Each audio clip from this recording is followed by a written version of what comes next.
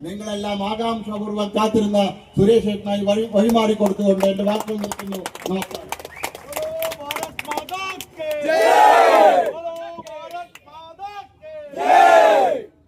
പ്രിയ സഹോദരി സഹോദരങ്ങൾക്ക്, കുഞ്ഞുങ്ങൾക്ക് മലമ്പുഴ നിയോജക മണ്ഡലത്തിലെ വിനീത നമസ്കാരം. വളരെ പ്രത്യേകതയുള്ള ഒരു തെരഞ്ഞെടുപ്പാണ് നമ്മുടെ പടിവാതിക്കലെത്തി നിൽക്കുന്നത്.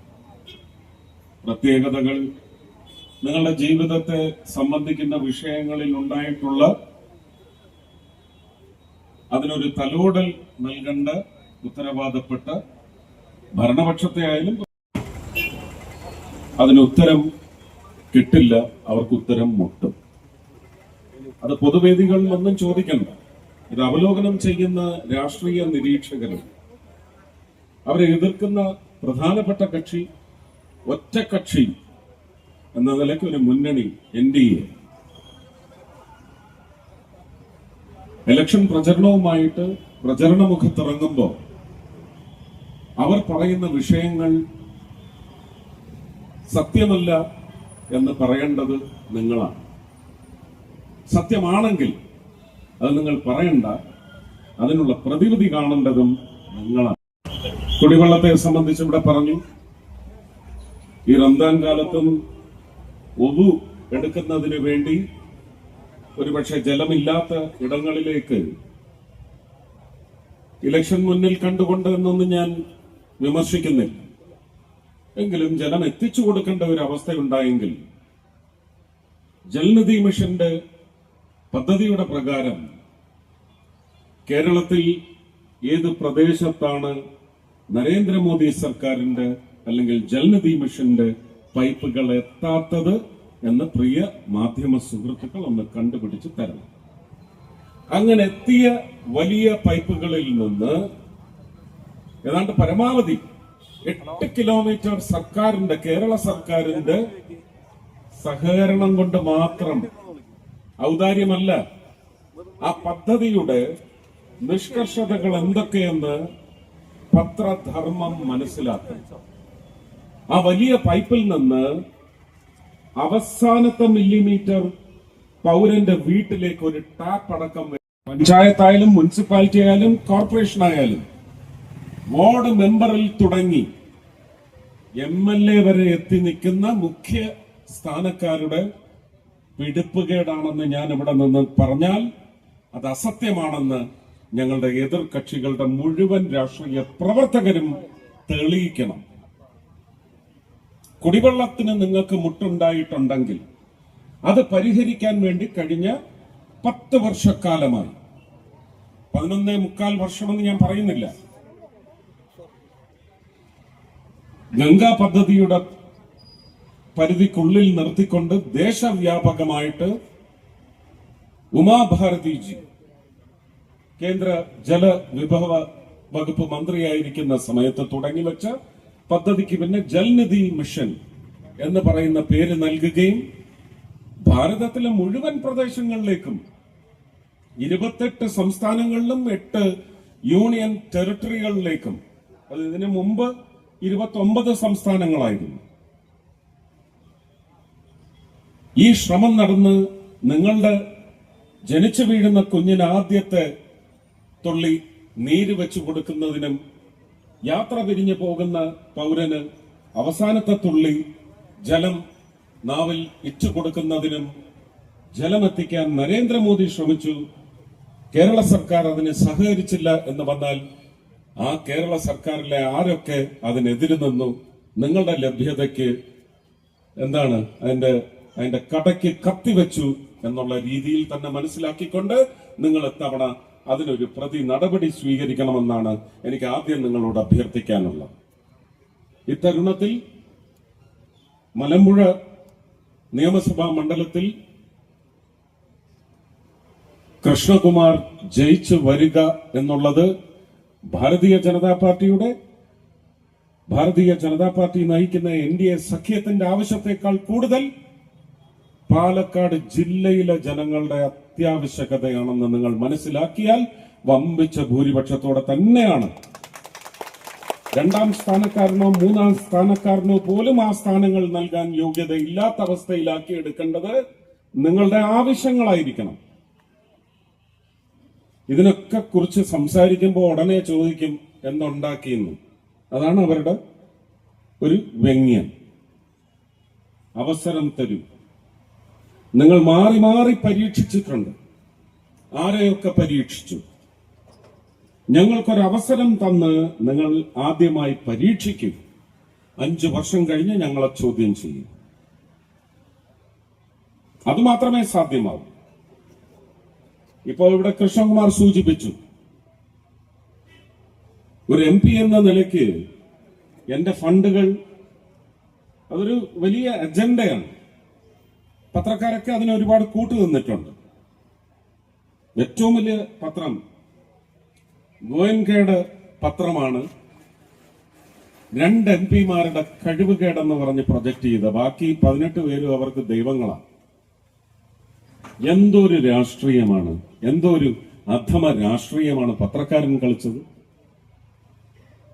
എന്റെ 2 വർഷം കൊണ്ടുള്ള 10 കോടിയിൽ നിന്ന് 8.37 കോടിക്കുള്ള പദ്ധതികൾ ഞാൻ അപ്രൂവൽ എടുത്തു കഴിഞ്ഞു. പക്ഷെ അപ്രൂവലിന്റെ സർട്ടിഫിക്കറ്റ് എനിക്ക് കേരള സർക്കാരിന്റെ കൺട്രോളിലുള്ള എന്റെ നോഡൽ ഓഫീസർ, എന്റെ പ്ലാനിംഗ് ഓഫീസർ നൽകിയില്ലെങ്കിൽ ആ ഉദ്യോഗസ്ഥരുടെ രാഷ്ട്രീയം മാത്രമാണ് നമ്മൾ അതിനകത്ത് കാണേണ്ടത്. എനിക്ക് കൃത്യമായി പദ്ധതികൾ എത്തി.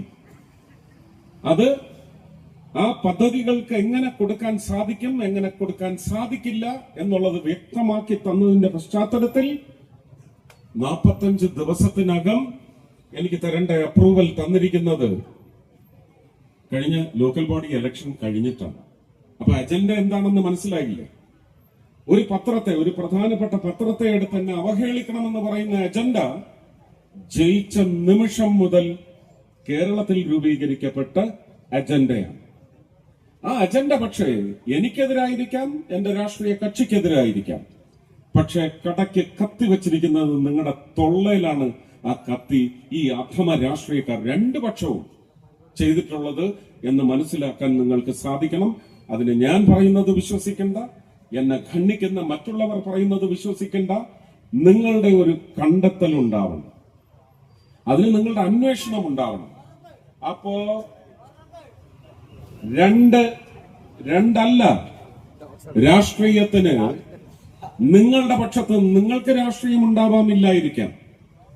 നിങ്ങൾ അതിനോട് ഇഷ്ടം എന്ന് പറയുന്നത് തുടരാം, തുടരാതിരിക്കാം.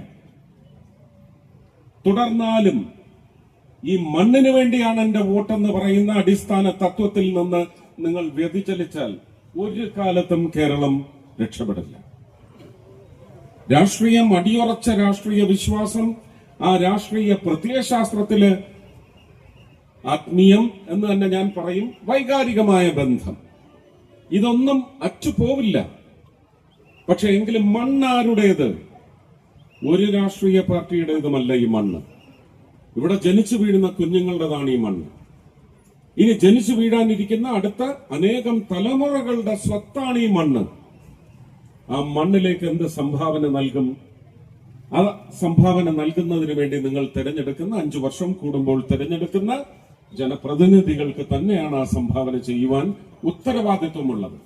ആ ഉത്തരവാദിത്വത്തെ കടയ്ക്ക് കത്തിവെച്ചുകൊണ്ട് തടയാൻ ശ്രമിക്കുന്നവർക്ക് അധിക ശിക്ഷയാണ് നിങ്ങൾ നൽകേണ്ടത്. അങ്ങനെ വന്നാൽ അന്വേഷണത്തിന്റെ രാഷ്ട്രീയം അത് നിങ്ങൾക്ക് മാത്രം നിർവഹിക്കാൻ പറ്റുന്നതാണ്. നിങ്ങൾ അന്വേഷിക്കണം. നിങ്ങളുടെ അടുത്ത് എത്തിക്കുന്ന രാഷ്ട്രീയക്കാർ എത്തിക്കുന്ന വക്രം നിറഞ്ഞ ഡേറ്റ അല്ല. നിങ്ങളുടെ അന്വേഷണം വേണം, നിങ്ങളുടെ വിശകലനത്തിന്റെ രാഷ്ട്രീയം വേണം. അപ്പൊ അന്വേഷണ രാഷ്ട്രീയം, വിശകലന രാഷ്ട്രീയം മനസ്സിലാക്കണം. രാഷ്ട്രീയ ലാഞ്ചനയില്ലാതെ മനസ്സിലാക്കണം. മനസ്സിലാക്കൽ രാഷ്ട്രീയം. പിന്നെ നടപടി രാഷ്ട്രീയം. ആ നടപടി കൃത്യമായി നിങ്ങളുടെ വിരൽ തുമ്പിലാണുള്ളത്. താമര ചിഹ്നത്തിൽ നിങ്ങളുടെ വിരൽ തുമ്പുകൾ ഹൃദയ തുമ്പുകളായി അമർന്ന് വമ്പിച്ച ഭൂരിപക്ഷത്തിൽ മലമ്പുഴ മണ്ഡലത്തിൽ കൃഷ്ണകുമാറിനെ വിജയിപ്പിച്ചെടുക്കണമെന്ന് മാത്രമാണ്. ഞാൻ ഈ സംസാരിച്ച ഭാഷണം രാഷ്ട്രീയക്കാരന്റെ ഭാഷണമല്ല എന്ന നല്ല വ്യക്തത എനിക്കുണ്ട്. ഒരു രാഷ്ട്രക്കാരന്റെ ഭാഷണമാണ് ഞാൻ നിങ്ങളോട് പങ്കുവച്ചിട്ടുള്ളത്. അതിനെ ആത്മാർത്ഥമായി ഞാൻ എത്രമാത്രം ആത്മാർത്ഥമായി നിങ്ങളോട് പറഞ്ഞുവോ അതേ ആത്മാർത്ഥതയിൽ രാഷ്ട്രീയ വർണ്ണവും ഗന്ധവും ദുർഗന്ധവും ഒന്നും ചേർക്കാതെ നിങ്ങളത് വളരെ ആത്മാർത്ഥമായി നിർവഹിച്ച് കാണിച്ച് കേരള നിയമസഭയിൽ നല്ല ജനങ്ങൾക്ക് വേണ്ടി ശബ്ദിക്കുന്ന നല്ല ഘനത്തിലും നല്ല അളവിലും ആഴത്തിലും വ്യാപ്തിയിലും ഒരെണ്ണം NDA മുന്നണിക്ക് കേരള നിയമസഭയിൽ ഇത്തവണ നൽകിയാൽ ഈ സ്വർണത്തെ സംബന്ധിച്ചൊന്നും സംസാരിക്കേണ്ടെന്നാണ് ഞാൻ വിചാരിച്ചത്. പക്ഷെ അതൊരു ഉദാഹരണമായിട്ട് എടുക്കുകയാണ്. സ്വർണത്തിന്റെ അന്വേഷണം നടത്തുന്നത് കേരള സർക്കാരല്ല, ബഹുമാനപ്പെട്ട ഹൈക്കോടതിയാണ്. സർക്കാർ ഭരിക്കുന്ന രാഷ്ട്രീയക്കാരും സർക്കാരിന് നഖശികാന്തം എതിർക്കുന്ന പ്രതിപക്ഷവും ചെയ്യുന്നത് ചീട്ടിട്ട് കളിക്കുകയാണ്. നിങ്ങൾ വാസവന്റെ ചീട്ടിറക്കിയാൽ ഞങ്ങൾ സോണിയാഗാന്ധിയുടെ ചീട്ടിറക്കും. നിങ്ങൾ കടകംപള്ളിയുടെ ചീട്ടിറക്കിയാൽ ഞങ്ങൾ അപ്പൊ രാഹുൽ ഗാന്ധിയുടെയും പ്രിയങ്ക ഗാന്ധിയുടെയും ചീട്ടിറക്കും എന്ന് പറഞ്ഞ് ചീട്ടിട്ട് കളിക്കുകയാണ്. ഒന്ന് മനസ്സിലാക്കിക്കോ, സുരേന്ദ്രനെയും ശോഭാ സുരേന്ദ്രനെയും പോലെ 2 വിത്ത് കഴിഞ്ഞ തവണ ആ നിയമസഭയിൽ ഉണ്ടായിരുന്നെങ്കിൽ എന്ന് പറയുന്ന ശബ്ദമേർന്നാണ്. അപ്പൊ അവരുടെ ശബ്ദം വിശ്വാസം നിങ്ങൾ തന്നെ കണ്ടുപിടിക്കണം. പിന്തുണയ്ക്കുമോ? Thank you. ജനസഭ കഞ്ചിക്കോട് നമ്മുടെ നാട്ടിലേക്ക് വന്ന സുരേഷ് ഏട്ടന് എല്ലാവിധ അഭിനന്ദനങ്ങളും നമ്മുടെ നാട്ടുകാരുടെ പേരിൽ എല്ലാ അഭിനന്ദനങ്ങളും അറിയിക്കുന്നു.